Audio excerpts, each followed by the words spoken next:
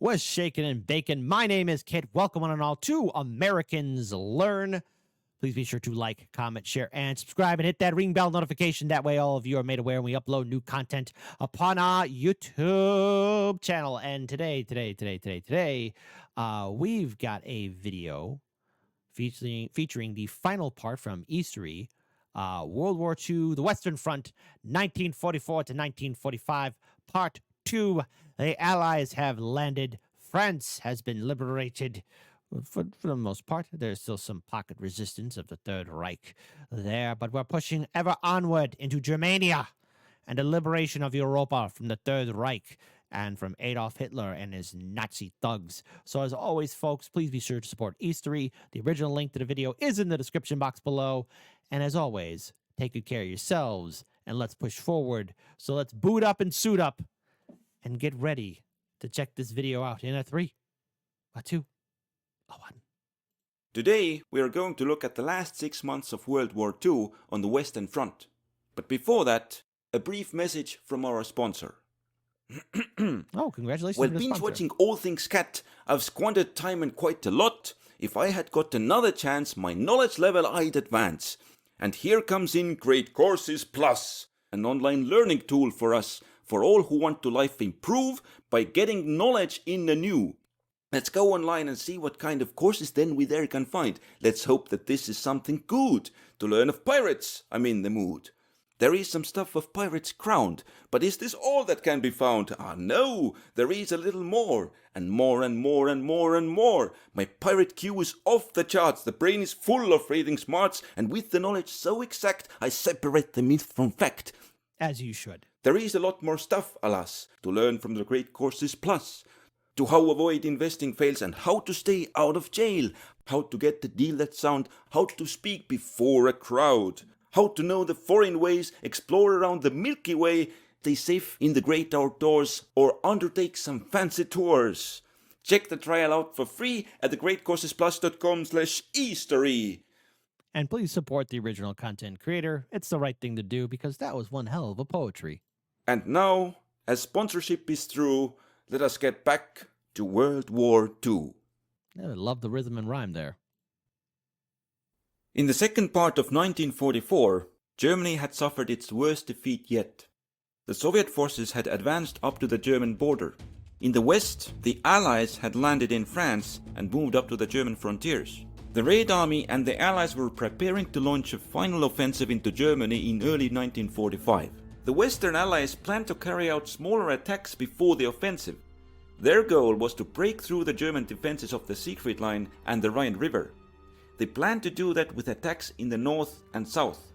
In the south, the German position was weak. The Allies first encircled Metz, and after that they broke through the German lines and reached the Rhine. The Germans had to retreat. In the north, they pulled back to the Siegfried Line, where they stopped the Allies. In the south, they consolidated their forces in a smaller area to tie up more of the Allied forces. At the same time, they had also launched their attack in the north. They had already broken through the Siegfried Line and planned to cover the remaining land to the Rhine. The Germans were better prepared to defend against the northern attack. The Allies launched the attack in mid-November, but the progress was slow. The Germans sent reinforcements to the sector and denied any opportunity to make a breakthrough. By mid-December, the Allies had achieved only limited gains. The Germans knew that in order to avoid defeat, they needed to go on an offensive. Therefore, they decided to use their last limited forces to launch an attack on the Western Front. They were unable to gather an overwhelming force and instead hoped to catch the Allies off guard. The Allies were attacking in the north and the south. Between them was an area which was known as the Ardennes, which was held weakly by the Allies. The Germans planned to pass through the Ardennes before the Allies could bring up reinforcements and then move to the sea and cut off a large part of Allied troops. The German attack was divided into the supporting offensive in the south and the main offensive in the north. In the main sector, only the southernmost attack could break through. The Allies then brought up their first reinforcements and halted the German breakthrough. The German northern attack had failed. In the south, the Germans broke through the Allied lines on a wide front. The Allies rushed in an airborne division to hold the important road junction of Bastogne. The Germans bypassed it and continued their advance. However, their advance had been too slow, and the Allies began to arrive in force to the sector. The Germans consolidated their forces in the northern direction to continue the advance, but by that time... Oh, man, the 101st and what they're going through. Have you seen Band of Brothers? Wow.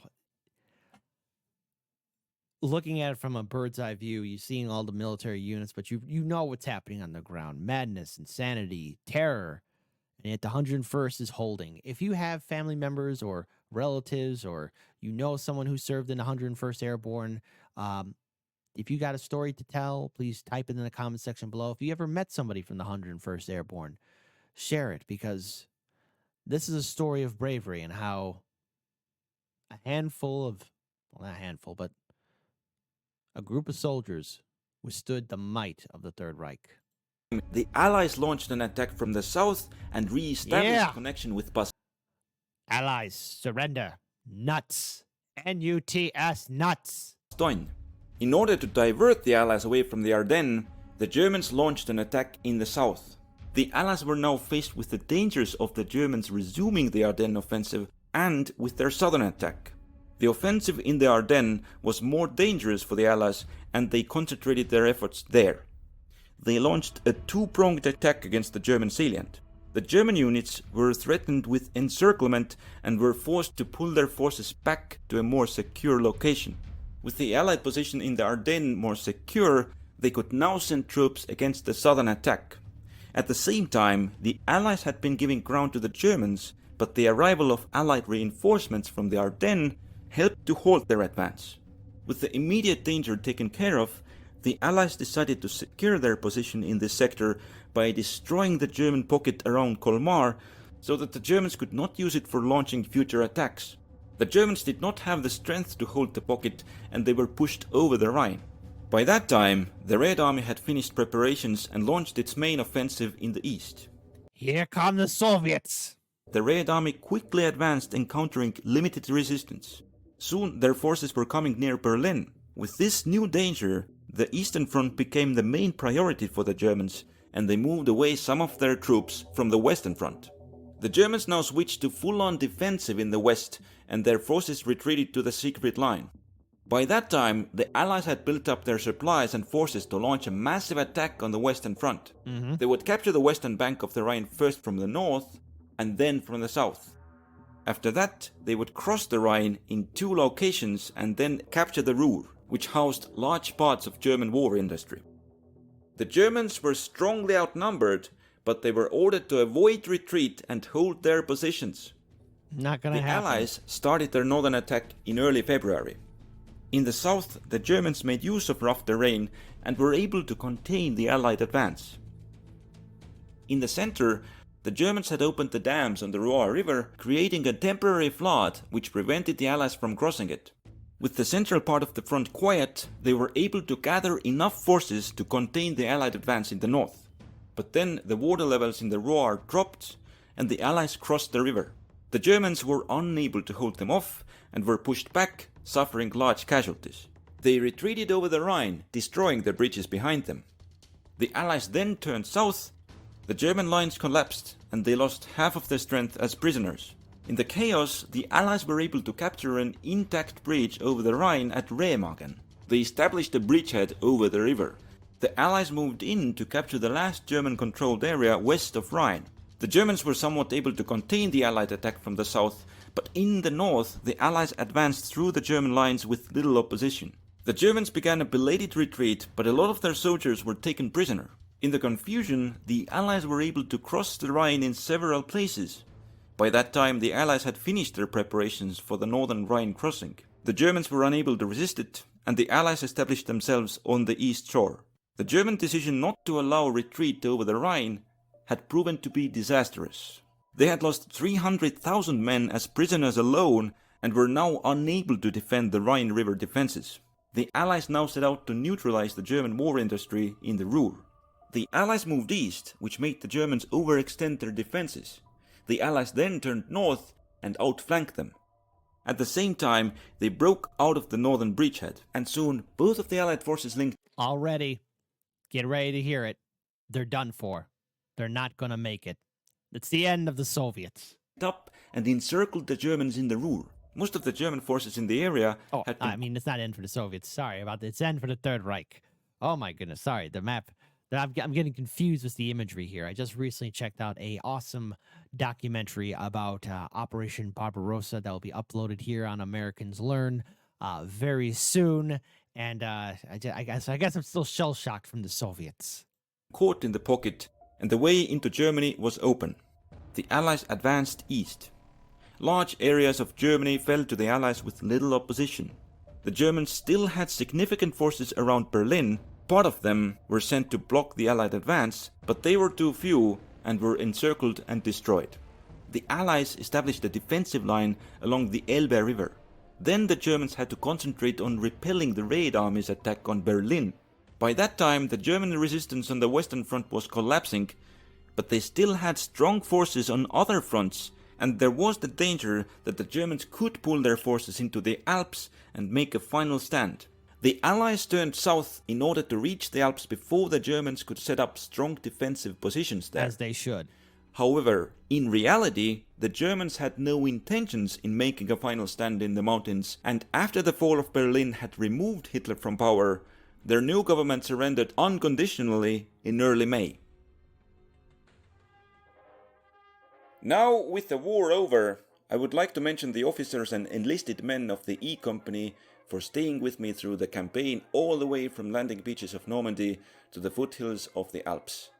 Thank you for your support. If you'd like... So first and foremost, huge shout out to Eastory, who has done phenomenal work. The original link to the video is in the description box below. Sorry for the initial stutter. I got confused with the Soviets, especially after watching a great documentary about Operation Barbarossa and the fight between the Soviets and the Third Reich. But here we are witnessing the Allied victory, Allied forces moving forward and liberating Europe from Hitler and his Nazi thugs. It was a very detailed map. I really liked the attention to the military units and the amount of time and effort that was made into making such great animation. This is what I think we all need to see further amongst, I guess, history content creators on this platform, because, you know, they're doing the part that you don't see from the History Channel or Discovery Channel or National Geographic. What they're doing now on those channels is just nothing but reality TV show garbage, which we're bombarded enough on social media through Twitter or Instagram or any other social media platform. And I think it's long overdue that people are exposed to history, education, and for us to expand our minds and know about the world that took place before many of us were born. If we fail to remember the past, we will be doomed to repeat it. So until then, when I see you guys next time, please be sure to like, comment, share, and subscribe. Hit that ring bell notification. Take good care of yourselves and each other. And I'll see you on the flip side. Peace. And once again, the Allies win again. Take care.